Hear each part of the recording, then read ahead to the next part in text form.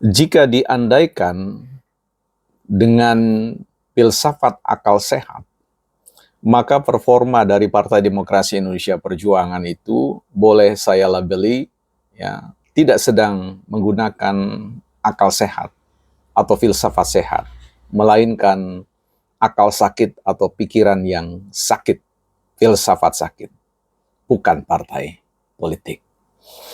Ya, teman-teman, lagi-lagi Partai Demokrasi Indonesia Perjuangan menjadi titik perhatian saya untuk mengata-ngatai ya, tapi tidak mengata-ngatai dalam pengertian mencaci maki, tetapi sebagai sebuah kesadaran untuk ikut serta prihatin dengan perjalanan panjang Partai Demokrasi Indonesia Perjuangan ini yang sayang sekali kalau kemudian berakhir pada titik anti klimaks atau dalam perspektif teori Gerald Gaiden yaitu titik optimal, tidak lagi mampu menerobos ya batas untuk melambung jauh terbang tinggi, tapi kemudian menukik ke bawah dan akan landai pada konteks sebagai partai yang biasa saja, kehilangan aura luar biasanya. Nah, kali ini teman-teman saya sudah membuat satu konten tentang filsafat akal sakit ya. Silakan saja dilihat di channel kita Bukan Ahli Filsafat untuk melawan mereka-mereka yang berpikir dengan filsafat akal sehatnya yang sebenarnya adalah filsafat akal sakit ya. Tapi kita tidak bahas di situ, saya sudah bahas di channel yang juga kita buat. Semoga itu menjadi masukan positif atau salah satu referensi yang bisa dirujuk untuk memikirkan, menandai, melabeli ya mereka-mereka yang sebenarnya sedang berfilsafat dengan akal sakit mereka. Baik, kita akan bicarakan ini teman-teman, tapi sebelumnya kita akan lihat buku kita ya. Ada satu buku, ini buku yang lama sekali teman-teman ya, tetapi banyak sekali para penulis-penulisnya di dalamnya yang memberikan apresiasi terhadap seorang penggiat ya spiritualitas ya, yang juga adalah seorang yang berkecimpung dengan problem-problem kemasyarakatan, masyarakat marginal atau yang terpinggirkan. Beliau adalah Mangun Wijaya ya. Mangun Wijaya yang tentu kalau teman-teman ke Yogyakarta, karya karya intelektual arsitekturnya ada pada membangun Kalicode ya, perumahan-perumahan rakyat dengan sentuhan arsitekturnya yang luar biasa dan mengesankan. Dalam buku ini teman-teman ya, saya sedang membaca ya tentang buku seorang cendekiawan yang sendirian ya, yang berkontemplasi dan kemudian bagaimana menghadirkan sebuah karya-karya yang bermanfaat bagi masyarakat atau publik. Judul buku ini adalah Mendidik Manusia Merdeka ya. Dalam beberapa catatan ini ya saya melihat bagaimana beliau diapresiasi ya, sekalipun ada catatan yang menarik buat saya ketika dikatakan sebenarnya pemikiran ide atau pemikiran Mangun Wijaya itu sebenarnya tidak terlalu istimewa ya, dia tidak mencetuskan gagasan-gagasan atau teori-teori yang cemerlang dalam melakukan analisis tentang persoalan-persoalan kemasyarakatan ya. Hanya saja yang menjadi menarik di sini dikatakan adalah bahwa ia pandai mengkontekstualisasikan pikiran, ide-ide dan teori-teori besar yang dia peroleh, ya, yang kemudian dia sederhanakan dan kemudian dia komunikasikan begitu komunikatif sehingga mudah untuk dimengerti oleh orang lain. Nah, ini yang kadang-kadang berbeda dengan para pemikir-pemikir sekarang ini yang tampil di ruang publik, seringkali ingin membuat sirkus ya, kata-kata, diksi, prase-prase yang kemudian jauh dari kesan untuk mudah dan untuk dimengerti ya.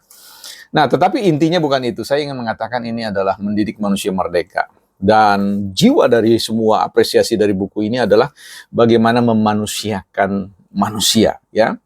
Bagaimana memanusiakan manusia. Jadi kalau kita lihat di sini penting ya, Indonesia bukan hanya butuh kemerdekaan. Indonesia bukan saja sudah merdeka ya, dalam artian terbebas dari penjajahan, kolonialisasi, dari invasi-invasi militer dari negara-negara yang haus dengan kekuasaan dan sumber daya kita. Tapi kita mau bicara tentang bagaimana memanusiakan Indonesia, ya. Ini penting. Memanusiakan Indonesia tentu banyak cara, dengan pendidikan, ya, dengan pemberian layanan publik yang baik dan sebagainya. Tetapi memanusiakan manusia Indonesia atau memanusiakan Indonesia itu tidak bisa dilepas dari apa yang kita sebut dengan memanusiakan partai-partai. Ya, termasuk dalam hal ini adalah memanusiakan Partai Demokrasi Indonesia Perjuangan. Ya, karena sekali lagi menurut sejauh amatan saya, ya, Partai Demokrasi Indonesia Perjuangan ini kehilangan, ya, kalau diibaratkan dengan anggur atau kurma, dia sudah menjadi kalau anggur saja, ya, dia sudah menjadi kismis, ya, gitu. Jadi bukan anggur yang segar lagi, ya, anggur yang sudah kehilangan, ya, aura, ya, aura bintangnya, aura kemanusiaannya, ya, yang sesungguhnya yang kita harapkan. Ya, tentu kita tahu bahwa anggur, ya, lambat laun ketika dia tidak dimakan, dia akan mengerut, ya. Nah, ketika mendapatkan perlakuan tertentu, dia akan menjadi kismis. Jadi ya tentu punya nilai juga, ya, kismis itu. Tetapi yang kita bicarakan tentang anggur yang segar. Kita bicara tentang apa yang disebut dengan buah yang segar, yang dilihat eye catching, ya, enak untuk dilihat, dan juga ketika dia dirasakan delicious, ya, luar biasa lezat dan sebagainya, dan memberikan manfaat-manfaat yang ada dalam keseluruhan kandungan dari anggur itu.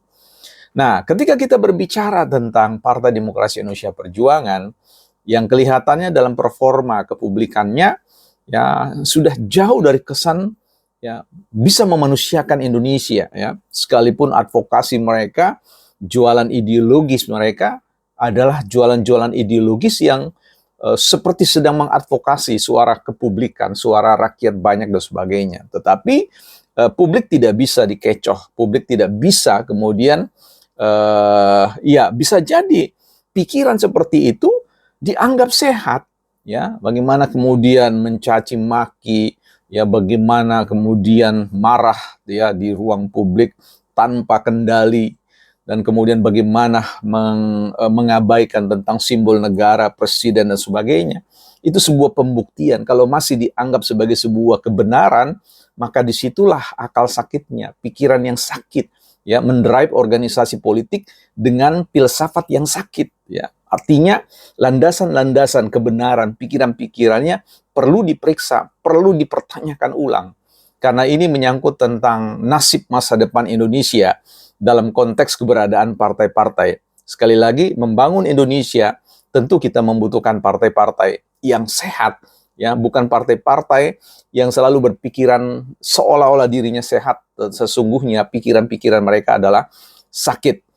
Nah, saya tidak ada pada posisi sedang ingin menenggelamkan, mengubur dalam Partai Demokrasi Indonesia Perjuangan. Tentu, ya, tidak ada kemampuan bagi saya untuk melakukan, dan pun kalau ada, saya kira itu bukan jalan yang harus ditempuh.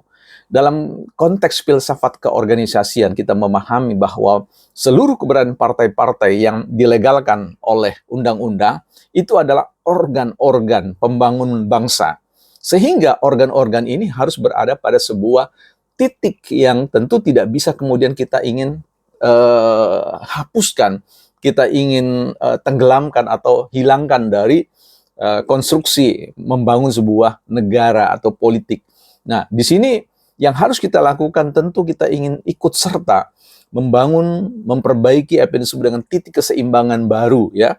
Artinya titik equilibrium yang membuat, ya, sebuah eksistensi partai itu harus berada pada satu konteks di mana dia tidak mendominasi seolah-olah negara ini hanya bisa dibangun lewat partai mereka.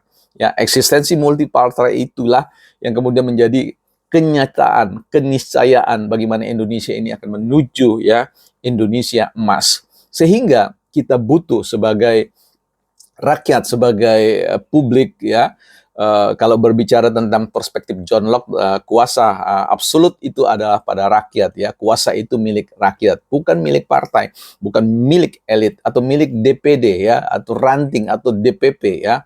Milik rakyat, dan rakyat adalah kita semua. Sehingga kita harus bahu-membahu, saling membangun satu dengan yang lain, saling memberikan catatan-catatan kritik. Tidak akan mungkin, impossible membangun sebuah keberdayaan, ya, sebuah politik atau katakanlah organisasi politik dengan pendekatan-pendekatan yang bukan khas dan karakter kita. Ya, kita tahu bahwa tampilan dari elit-elit Partai Demokrasi Indonesia Perjuangan dan beberapa juga yang lain, saya kira itu menunjukkan bukan diri kita, bukan jati diri kita.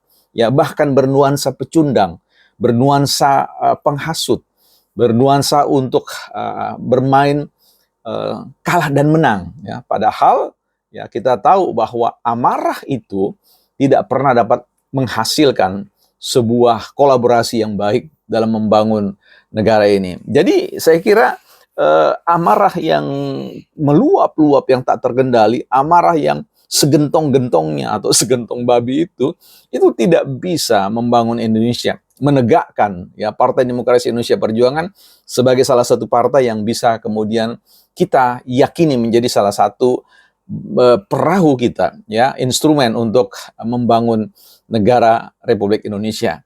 Karena itu PDIP harus tiba pada sebuah upaya redefine, ya, their self. Jadi bagaimana mendefinisikan ulang tentang tujuan diri mereka, ya, eksistensi mereka. Saya tidak sedang mengajari ikan berenang, tetapi kadang-kadang mungkin ikan lagi pusing, jadi terputar-putar terjebak pada sebuah aliran yang tidak mampu dia keluar. Dan untuk itu, paling tidak catatan ini menjadi sebuah cermin sekali lagi untuk kali-kali jangan-jangan ya memang demikian sebagaimana yang banyak disampaikan oleh orang lain.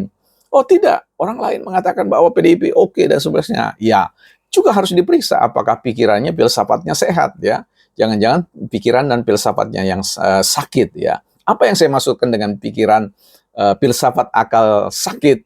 Teman-teman bisa kembali ke channel yang saya tadi recommended di awal.